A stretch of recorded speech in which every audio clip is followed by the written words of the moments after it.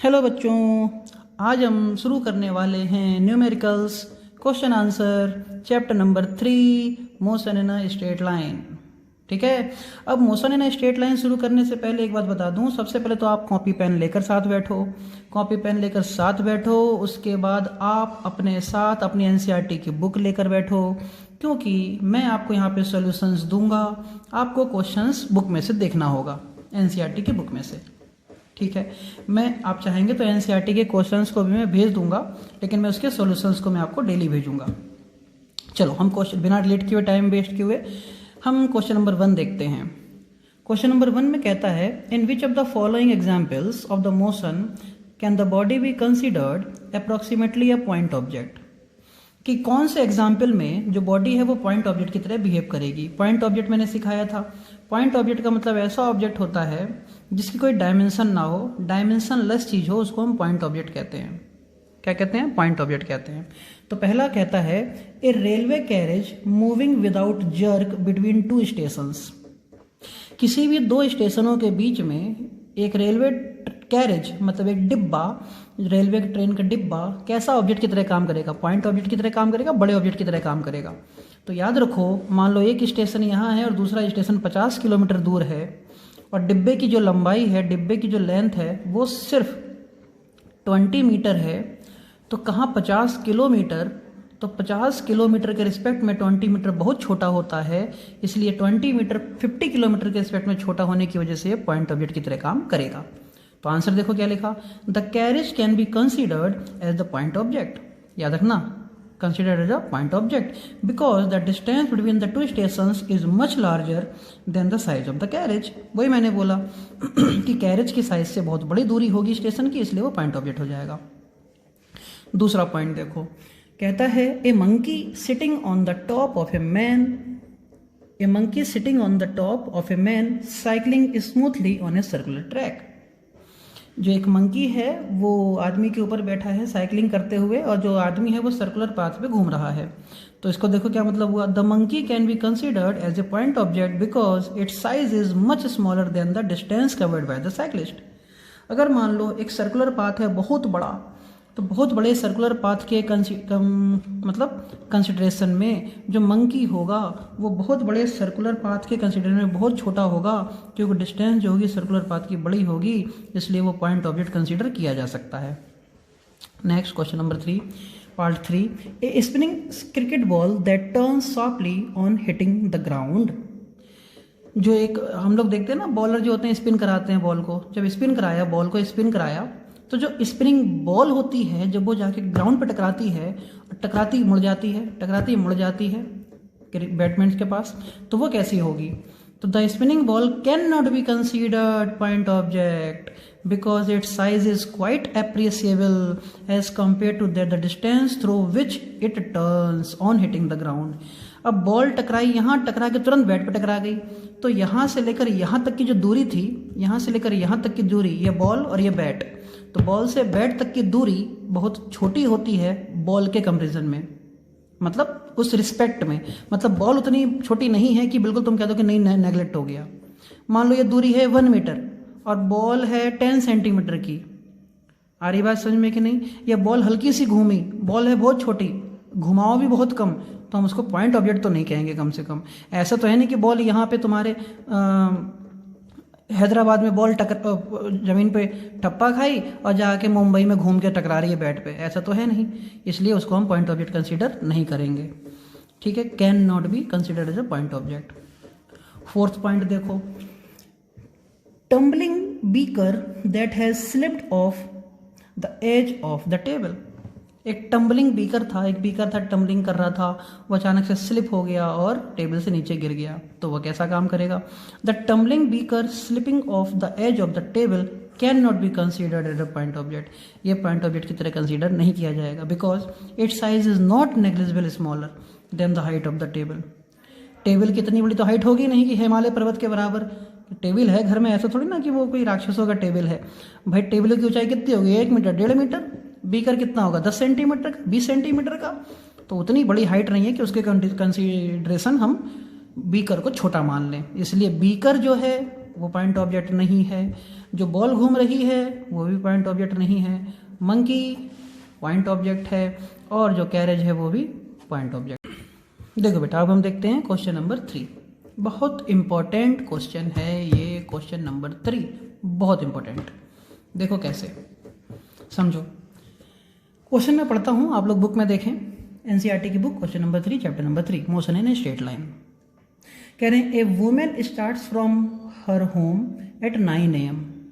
एक औरत अपने घर से 9 बजे अपने ऑफिस जाने के लिए चलती है, सुबह 9 बजे। Walks with a speed of 5 km/h। और वो औरत घर से 9 बजे निकलती है, 5 km/h की स्पीड से निकलती है, अच्छी बात है। फिर क्या होता है, on a straight road up to her office 2.5 km away.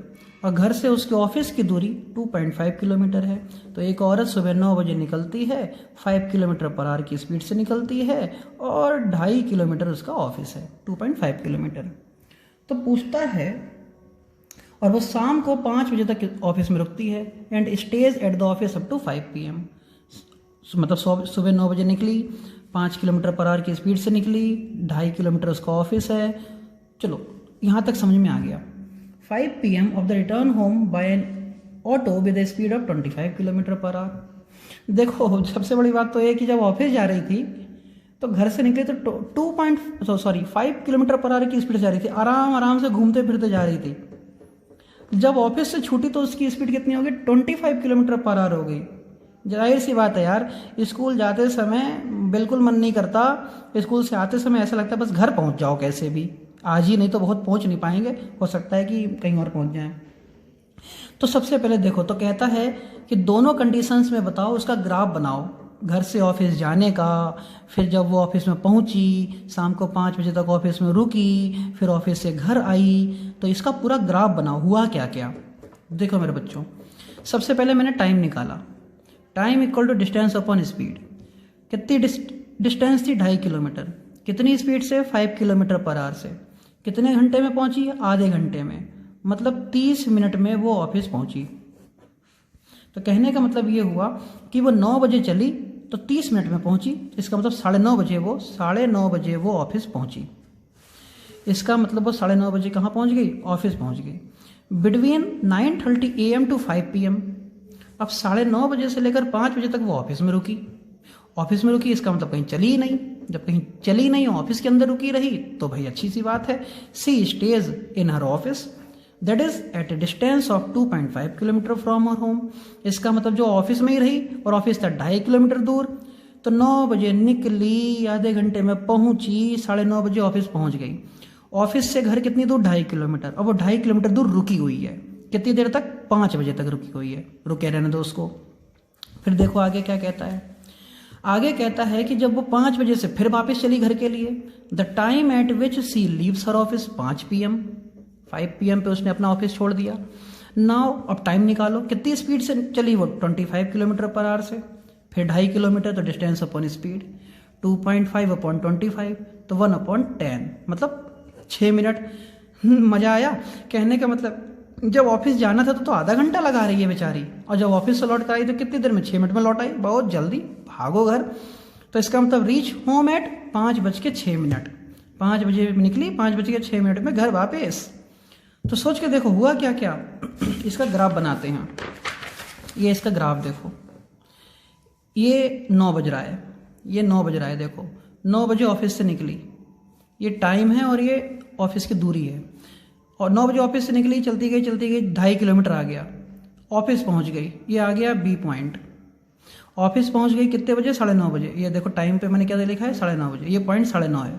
फिर बचा 10, फिर 11, फिर 12, 1, 2, 3, 4, 5। 5 बजे तक मतलब C पॉइंट तक वो ऑफिस में ही रही। इसका मतलब ग्राफ स्ट्रेट लाइन। और फिर 5 बजे बाद लौटी कितनी देर में, 6 मिनट में। तो 5, ये रहा पॉइंट D। और यहाँ से यहाँ तक की दूरी कितनी, 6 मिनट, क्योंकि टाइम एक्सेस है, ये टाइम एक्सेस है। तो 6 मिनट में वापस लौट आई। तो ये ग्राफ कैसा, 5:06। तो ये ग्राफ बता रहा है 9:30 पे पहुंची, फिर रुकी रही, फिर 6 मिनट में घर आ गई। तो यही ग्राफ बनाना था हमको। बात समझ में आ गई। ये हम लोगों ने इसका ग्राफ बना लिया, ये क्वेश्चन में पूछा गया था। चलो बच्चों, हम क्वेश्चन नंबर 5 देखते हैं। क्वेश्चन नंबर 5 में क्या सीखना है, कह रहे हैं कि a jet plane travelling at a speed of 500 kilometre per hour, एक जेट प्लेन है वो 500 किलोमीटर पर आवर की स्पीड से उड़ रहा है, ejects its products of combustion at the speed of 1500 kilometre per hour, और जो उसमें से गैसेज निकल रही हैं वो गैसेज निकल रही हैं 1500 किलोमीटर पर आवर की स्पीड से। तो पूछता है what is the speed of the product with respect to the observer on the ground.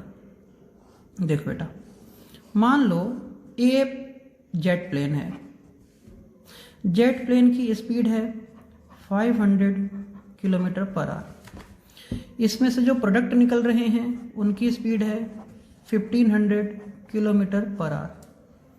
ठीक है, प्रोडक्ट्स ऑफ जो कंबक्शन है उसकी स्पीड है 1500 किलोमीटर पर आवर। ये जो स्पीड है जेट, ये जो प्रोडक्ट की पीछे से गैसेस निकल रही हैं, इन गैसेस की स्पीड जेट प्लेन के रिस्पेक्ट में, जेट प्लेन इधर जा रहा है, गैसेस की स्पीड जेट प्लेन के रिस्पेक्ट में 1500 है। ठीक, कहता है इसी ग्राउंड पे एक आदमी खड़ा है, ये ग्राउंड है, इस ग्राउंड पे एक आदमी खड़ा है, इस ग्राउंड पे एक आदमी खड़ा है यहाँ, इस आदमी के रिस्पेक्ट में इसकी स्पीड बताओ क्या होगी गैस की। ये तो रुका हुआ है, 0 है, तो आदमी के रिस्पेक्ट में इस गैस की स्पीड बताओ।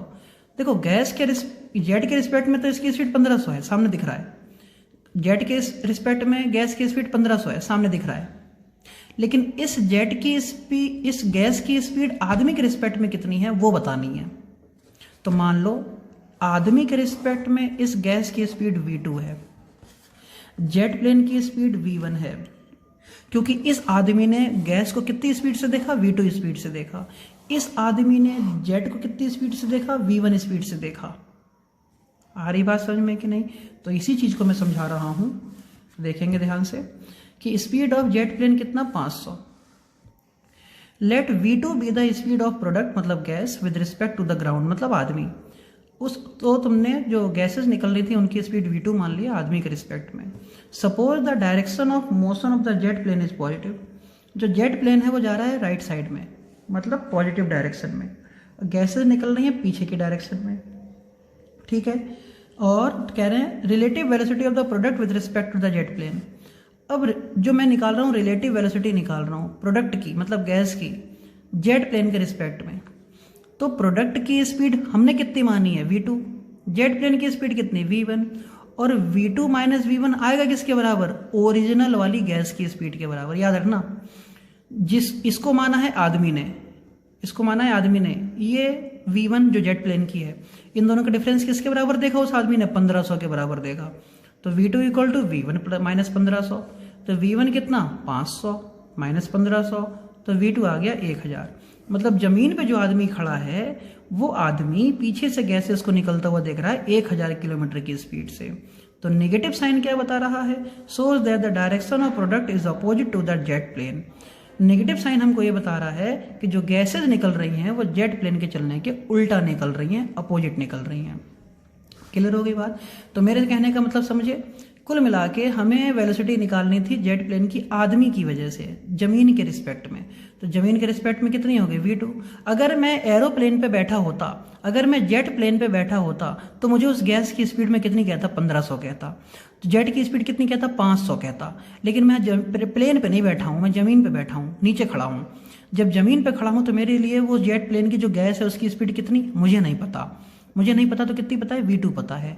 जेट प्लेन तो चल ही रहा है 500 से, तो v1, और हमें ओरिजिनल वैल्यू क्या है गैस की 1500, तो v2 जो हमें नहीं पता माइनस जेट प्लेन की speed equal to original value, solve किया तो 1000 आ गया।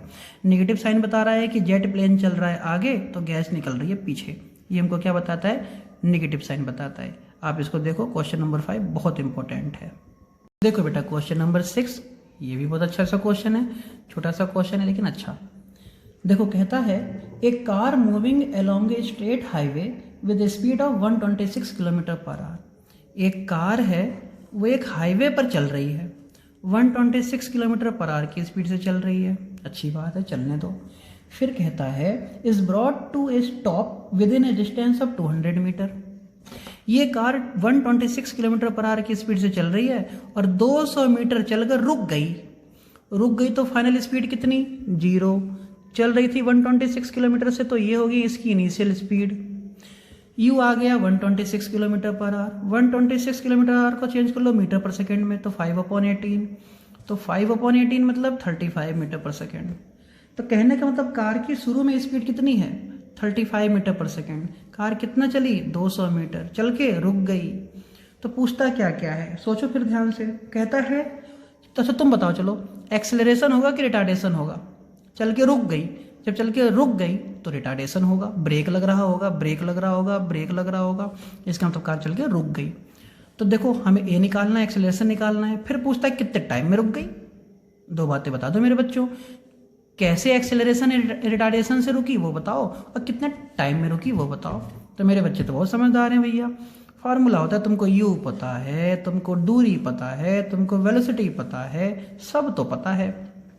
फार्मूला देखो, v² equal to u² - 2as। मेरे बच्चों माइनस क्यों लगाया? क्योंकि रिटार्डेशन हो रहा है, कार रुक रही है। तो v² 0 इक्वल टू u कितना? 35 का स्क्वायर - 2a, s कितना? 200।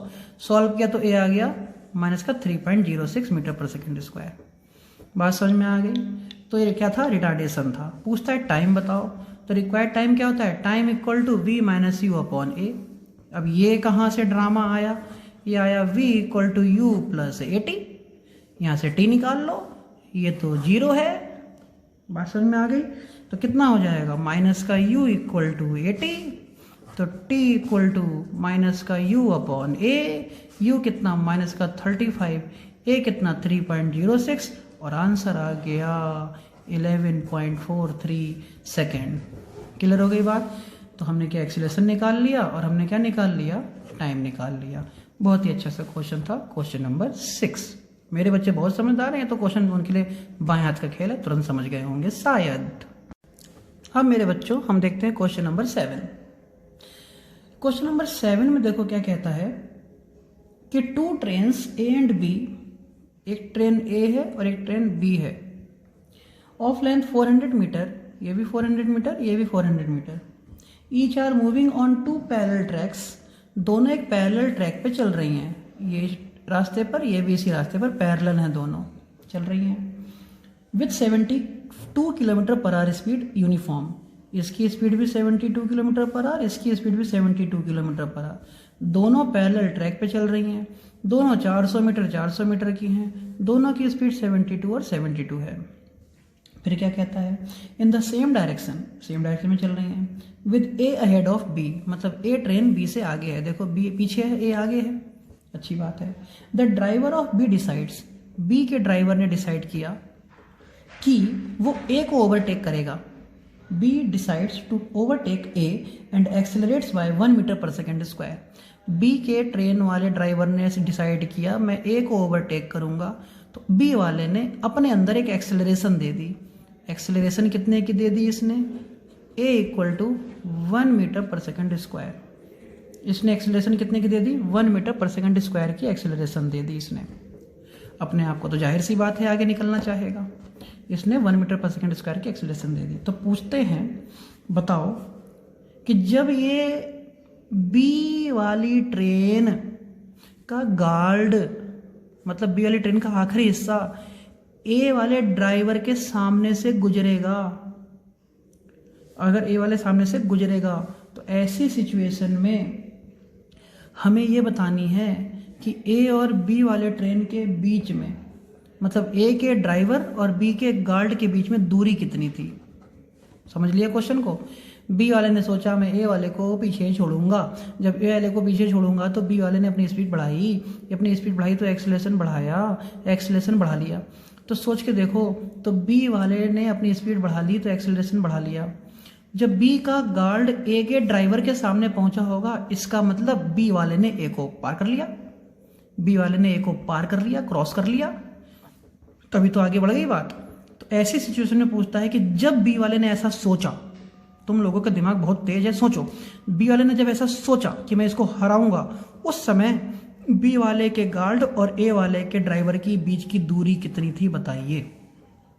चलो समझ गए ना क्वेश्चन? देखते हैं। तो मैंने कहा relative speed of B with respect to A, B की स्पीड ए के रिस्पेक्ट में, बी माइनस बी है और दोनों की कितनी है 72, 72 कितना 0, एक्सेलरेशन कितना 1, टाइम कितना लग रहा है 50 सेकेंड, और 50 सेकेंड में इसने इसको पार कर लिया। 50 सेकेंड में बी वाले ने ए को ओवरटेक कर लिया। टाइम भी तुमको दे दिया कितना 50 सेकेंड। इनिशियल स्पीड कितनी मानी मैंने 0। इनिशियल स्पीड क्यों मानी? क्योंकि दोनों की स्पीड सेम थी तो 0 मानना पड़ेगा। फॉर्मूला होता है S=UT + ½ AT²। एस को क्या माना x, इनिशियल स्पीड 0 तो 0, हाफ ए कितना 1, t² 50 का स्क्वायर, सॉल्व किया तो x कितना आ गया 1250 मीटर। इसका मतलब जब बी वाले ट्रेन के ड्राइवर ने सोचा कि ए वाले को मैं पीछे छोड़ दूं, ऐसी सिचुएशन में जो बी और ए के ड्राइवर और गार्ड के बीच की दूरी थी, ड्राइवर और गार्ड के बीच की दूरी थी वो 1250 मीटर थी। कितनी थी? 1250 मीटर थी। आप इस चीज़ को अच्छे से ध्यान से देखो। क्वेश्चन नंबर 7, बी वाले की स्पीड ए वाले की स्पीड दोनों की सेम थी, दोनों के बीच की दूरी पूछ रहा है कितनी थी, ड्राइवर और गार्ड के बीच की दूरी। बी वाले ट्रेन को ए ट्रेन को पास करने में 50 सेकंड लगा, 1 मीटर पर सेकंड की स्क्वायर एक्सेलरेशन से। तो दोनों की स्पीड डिस्टेंस कितनी थी? S=UT + ½ AT²। एस की जगह क्या ले लिया मैंने? x ले लिया, तो हाफ ए की वैल्यू 1 और t² 50 का स्क्वायर आ गया 1250 मीटर। आंसर मेरे बच्चों के समझ में आ गई कहानी। अब बच्चों हम देखते हैं क्वेश्चन नंबर 8। बहुत इंपॉर्टेंट सा क्वेश्चन है ये। क्वेश्चन नंबर 8 देखो ध्यान से, बहुत ही अच्छा क्वेश्चन है। क्वेश्चन नंबर 8 में कहता है, बुक में देखो, अपने सारे बुक में देखो NCERT के, एक क्वेश्चन नंबर 8 देखो। कहता है ऑन ए 2 लेन रोड, एक 2 लेन रोड है, car A is travelling with a speed of 36 km/h। एक 2 लेन रोड है, जानते हो 2 लेन रोड कैसी होती है? 2 लेन रोड ऐसी होती है, ऐसे करके ऐसे, बस बीच में एक लाइन होता है, यहाँ से जाओ और यहाँ से जाओ ऐसे। कहना है कि जो 2 लेन रोड है उसमें कार ए की जो स्पीड है वो 36 km/h है।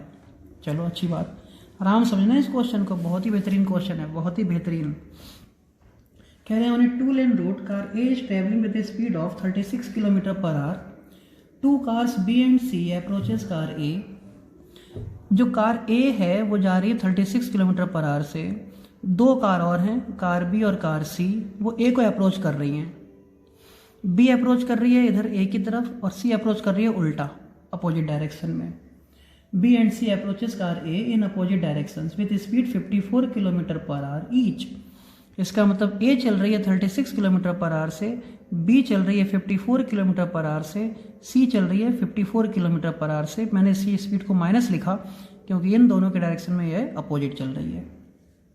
फिर पूछते हैं एट ए सर्टेन इंस्टेंट, किसी एक समय पर, when the distance A B is equal to A C, एक ऐसा टाइम आया कि ए से लेकर बी की दूरी और ए से लेकर सी की दूरी बराबर हो गई, और वह दूरी हो कितनी गई? A B equal to A C 1000 metre और 1000 मीटर हो गई, 1 किलोमीटर हो गई। B decides to overtake A. B ने डिसाइड किया कि मैं ए को ओवरटेक करूं। बी ने डिसाइड किया कि ए को ओवरटेक करूं। और जाहिर सी बात है बच्चों, जानते हो, अगर ये मान लो 2 लेन रोड है, 2 लेन रोड है, ये 2 लेन, ये रास्ता है बीच का, 2 कार यहाँ से आ रही हैं, ऐसे करके चल रही हैं, एक कार यहाँ से आ रही है, इसको ओवरटेक करना होगा। जब ये ओवरटेक करना चाहेगी तो इसको रास्ता यहाँ लाना पड़ेगा अपना, यहाँ से ऐसे ला के ऐसे करना पड़ेगा। तो ओवरटेक करना है, इसका मतलब ये हुआ कि ये इतनी स्पीड से आगे निकल जाए कि यहाँ से यहाँ तक की डिस्टेंस 1000 मीटर और यहाँ से यहाँ तक की भी डिस्टेंस 1000 मीटर है। इसका मतलब अगर ये वाली कार जितने टाइम में ये यहाँ पहुँची, अगर ये कार भी उतने टाइम में यहाँ पहुँच जाएगी तो टक्कर हो जाएगी। जितने टाइम में ये वाली कार यहाँ पहुँची उतने टाइम में अगर ये कार भी यहाँ पहुँच जाएगी तो टक्कर हो जाएगी। तो बचना है तो क्या करना पड़ेगा कि ये जब पहुँचे तो ये कार थोड़ी सी पीछे रहे। पीछे रहने पे क्या होगा, ये कार यहाँ से पड़कर ऐसे निकल जाएगी, तब ये कार टकराएगी नहीं। तो हमें बहुत अच्छा क्वेश्चन पकड़ में आया है कि हमें ये देखना है कि 1000 किलोमीटर ये तो ट्रेवल कर ले लेकिन ये ट्रेवल ना कर पाए, तो इसकी स्पीड कितनी बढ़ानी पड़ेगी। नहीं समझे? क्योंकि इसकी स्पीड भी 54 थी, इसकी स्पीड भी 54 थी। जब दोनों की स्पीड 54 है तो जाहिर सी बात है, और ये भी इधर चल रही है, ये भी इधर चल रही है 36 km/h से, तो सोच के देखो, जब ये आगे आ रही होगी तो ये भी आगे जा चुकी होगी, ये भी इधर आ चुकी होगी। तो हमको देखना है कि जब ये यहाँ पहुँचे 1000 मीटर, तो ये भी 1000 ना पहुँच जाए। इसलिए हमको यहाँ पे पता करना है कि इसकी स्पीड कितनी होगी, और सारी बातें हमको पता करना है कि इसकी मिनिमम एक्सेलरेशन क्या होगी, क्या एक्सेलरेशन होगी जिसकी वजह से टक्कर ना हो। देखो बेटा, समझेंगे। तो मैंने मान लिया कि एट द इंस्टेंट, जब ये दोनों की डिस्टेंस बराबर बराबर थी, when B decides to overtake A, ये पूरा लिखना पड़ता है सेंटेंस, बहुत ही इंपॉर्टेंट, ये सब लिखना पड़ता है। At instant B decide to overtake A, जब बी ने डिसाइड किया कि मैं ए को ओवरटेक करूं, the speed of 3 cars are, तो तीनों कार की स्पीड क्या थी, ए की स्पीड थी 36 किलोमीटर पर आवर, तो 36 किलोमीटर पर आवर का मतलब मीटर पर सेकंड में चेंज करो तो 10 मीटर पर सेकंड। बी की स्पीड थी 54 किलोमीटर पर आवर, तो 15 मीटर पर सेकंड। सी की स्पीड थी 54 किलोमीटर, तो 15 मीटर पर सेकंड। क्लियर हो गई बात? इतना हमने समझ लिया। अब हमने देखो क्या निकाला, relative speed of C with respect to A. Relative speed of C with respect to A, C की रिलेटिव स्पीड बी के ए के रिस्पेक्ट में, सी और ए की, सी की स्पीड ए के रिस्पेक्ट में, क्योंकि सी भी तो आगे जा रही है, इधर आ रही है, सी इधर जा रही है। तो देखो क्या तरीका सिखाया था, relative speed of C with respect to A, तो वी सी ए बोला था मैंने, बी सी ए, तो V C minus V A. V C कितना, माइनस का 15, ऑलरेडी माइनस में थी वो, तो वी ए कितना, माइनस का 10, तो माइनस 15 माइनस 10 माइनस का 25। तो सी की स्पीड ए के रिस्पेक्ट में कितनी हो गई, माइनस का 25, 15 ज़्यादा हो गई, मतलब 10 ज़्यादा हो गई। Time that C requires to just cross A, अब सी ए को कितने टाइम में क्रॉस करेगी, क्योंकि सी की स्पीड 15 नहीं है बच्ची, अब कितनी होगी, 25 की स्पीड से पार कर रही है। तो सी ए को कितनी देर में पार करेगी, टाइम पता करना है। तुम्हें वेलोसिटी पता है, टाइम निकालना है, डिस्टेंस पता है, तो time equal to distance upon speed. तो देखो बेटा ध्यान से, टाइम इक्वल टू डिस्टेंस कितना, 1000, स्पीड कितनी 25, तो कितना आया 40 सेकेंड। मतलब 40 सेकेंड वो टाइम है जितने टाइम में सी वाली कार ए को पार कर जाएगी। अगर ये वाली भी 40 सेकेंड में यहाँ पे आएगी तो दोनों टक्कर हो जाएगी। आ रही बात समझ में? तो देखो मैंने क्या क्या बोला अभी तक मैंने बोला ए और बी दोनों सेम डायरेक्शन में चल रही थी, सी उल्टा डायरेक्शन में चल रही है। तो पूछ रहे हैं बताओ बी वाले को अपनी एक्सेलरेशन कितनी बढ़ानी पड़ेगी कि वो टकराए ना सी वाली से, ठीक, ओवरटेक करते समय। तो मैंने क्या निकाला, सी वाले की पहले स्पीड निकाल ली कि वो ए के रिस्पेक्ट में चल कितनी तेज रही है, क्योंकि ए के रिस्पेक्ट में चल कितनी तेज रही है, तो V C minus V A, minus का 15 माइनस का 15 सॉरी 10 माइनस का 15 माइनस 10 माइनस का 25। तो सी वाले की स्पीड आ गई 25 kilometre per our, 25 metre per second. सी वाले की स्पीड आ गई 25 मीटर पर सेकेंड। जब 25 मीटर पर सेकेंड आ गई, चलना कितना है 1000, तो यहाँ से यहाँ तक टाइम कितना लगेगा चलने में, तो time equal to distance upon speed 40 second लगा।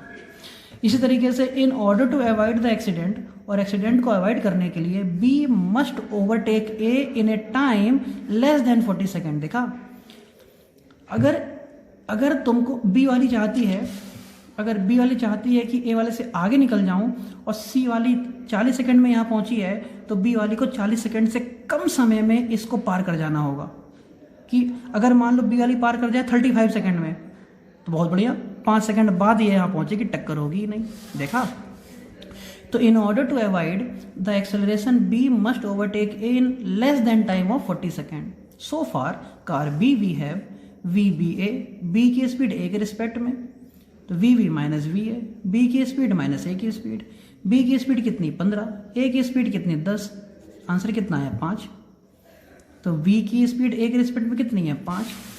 देखो फिर ध्यान से, तो डिस्टेंस कितनी 1 किलोमीटर, तो 1 किलोमीटर मतलब 1000। स्पीड कितनी 5 मीटर पर सेकेंड, तो टाइम कितना 40 सेकेंड। टाइम कितना 40 सेकेंड, भाई 40 सेकेंड तो टाइम ही है फिक्स, 1000 मीटर चलना है इतनी स्पीड से। तो देखो ध्यान से, तो एक्सेलरेशन कितना चाहिए, कितना एक्सेलरेशन देना पड़ेगा, S equal to U T plus half A T square. S कितना 1000, यू टी, यू कितना 5, टी 40, हाफ ए निकालना है, टी स्क्वायर 40 का स्क्वायर। जब सब कुछ सॉल्व किया तो आया ए इक्वल टू आया 1 मीटर पर सेकेंड स्क्वायर। बात समझ में आ गई, ए इक्वल टू कितना है 1 मीटर पर सेकेंड स्क्वायर। इससे क्या पता चला, कि बी वाली कार ने अपनी एक्सीलरेशन कितनी बढ़ा ली, 1 मीटर पर सेकंड स्क्वायर बढ़ा ली।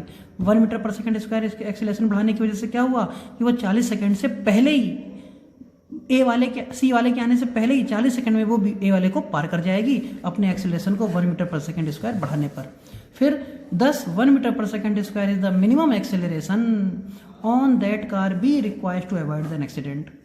1 मीटर पर सेकंड स्क्वायर अगर एक्सीलरेशन बढ़ा लेगा वो अपनी कार बी वाला, तो वो सी वाले से नहीं टकराएगा और बिना एक्सीडेंट हुए उसको ओवरटेक कर लेगा। बेहतरीन क्वेश्चन है, बहुत इम्पोर्टेंट क्वेश्चन है ये, स्टार बनाओ और मुझे कमेंट बॉक्स में लिख के बताना जब इस क्वेश्चन को समझ लेना कि किसके किसके समझ में आया, और मुझे एक बार बता देना उसमें कि समझ में आ गया। नहीं समझ में आया तो मैं दोबारा समझाऊंगा अपने प्यारे बच्चों को। ओके, इसको अच्छे से देखना।